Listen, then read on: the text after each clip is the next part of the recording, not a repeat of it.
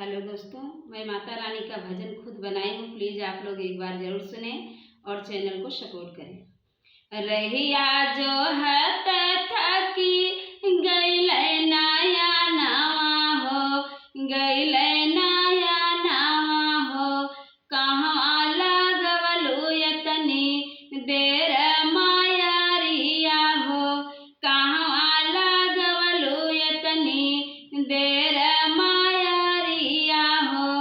अंधा सेवकवा भक्ता हमके बोलावले हो, हमके बोलावले हो, नैना देत भइले देर सेवकवा हो, नैना देत भइले देर सेवकवा हो।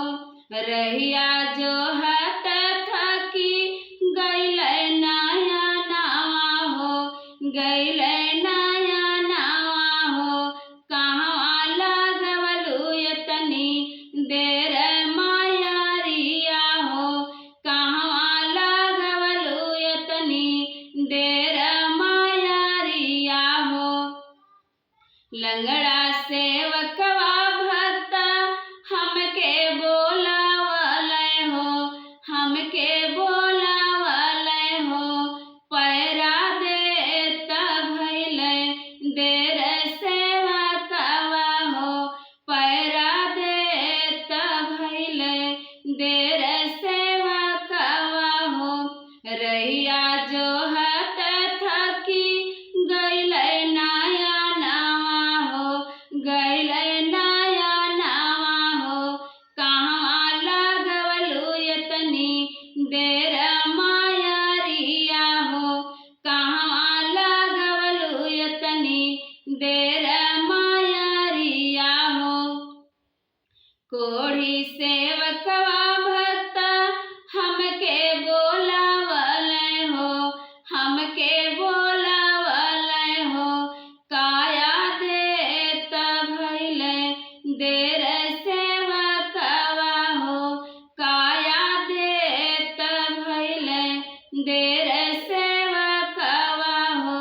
रहिया जो हत थकी गइलै नया नवा हो, गइलै नया नवा हो, कहवा लगवलु यतनी देर मायरिया हो, कहवा लगवलु यतनी देर मायरिया हो।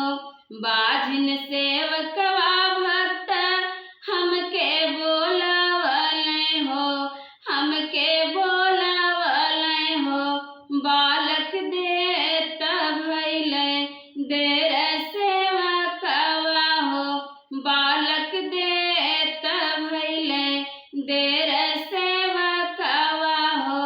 रहिया जो हत थकी गइलै नया नवा हो, गइलै नया नवा हो, कहवा लगवलु यतनी देर मायरिया हो, कहवा लगवलु यतनी देर मायरिया हो। बालक सेवकवा भक्ता हमके बोलावले हो, हमके बोलावले हो, ज्ञान देत भइले देर सेवकवा हो, ज्ञान देत भइले देर सेवकवा हो। रहिया जो हत थकी गइलै नया नवा हो, गइलै नया नवा हो, कहवा